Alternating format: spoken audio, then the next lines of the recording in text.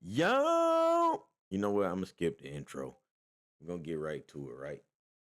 Um, you can tell by the thumbnail, we're gonna get straight to the point. Gerald's band, it's your fault.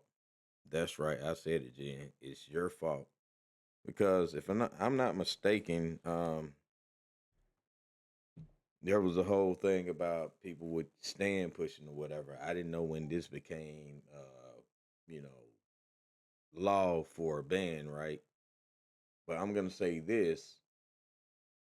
It was said you were supposed to fix stand pushing, but never did.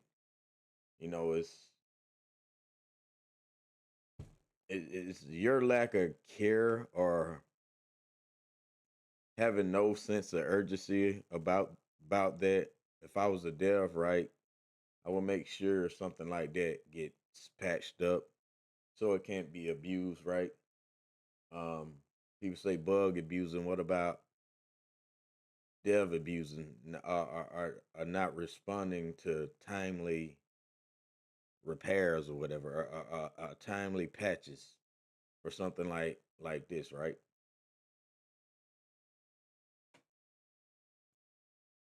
I always say, you're a man of empty promises.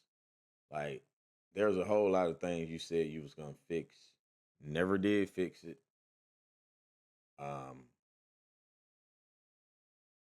I don't really understand restraint of time. Devin is something you do. I'm thinking like, just like I play this game, it's a secondary hobby. I find time for it. But just what I don't understand, critical bugs like this, right? That was, make it was a big deal between, you know, YTP members doing a lot of big clan members doing the stand pushing, but it didn't get patched. And people it get even one shot said people bug abusing this game all the time. So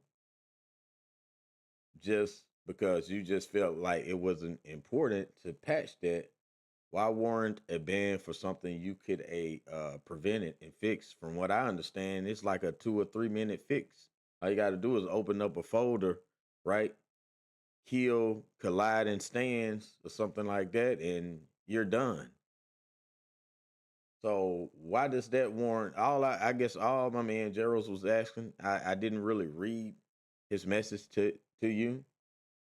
Seems like he was very sincere about it. The man want to come back and make progress. In this game, support this game. But you listen to non-members that don't play this game, it's wild to me.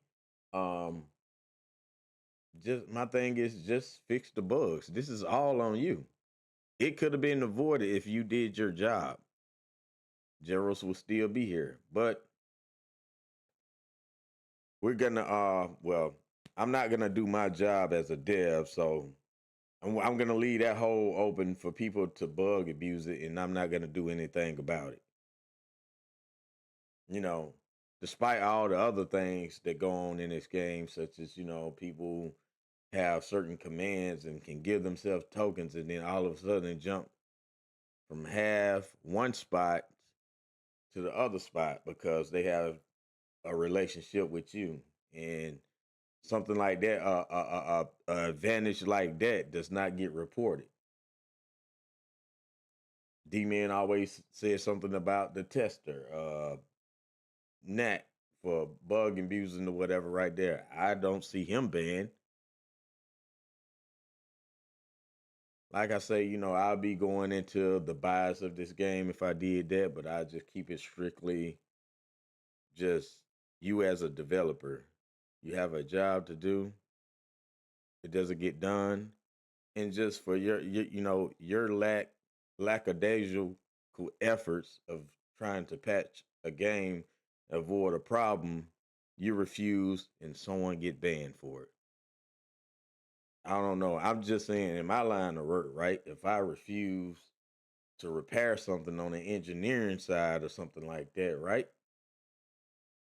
And something goes wrong, I can't blame the person that used use whatever I refuse to fix. Then you know what I do on my profession? I eat all that. I take all that blame. I don't make others people. I don't make other people pay for my irresponsibility.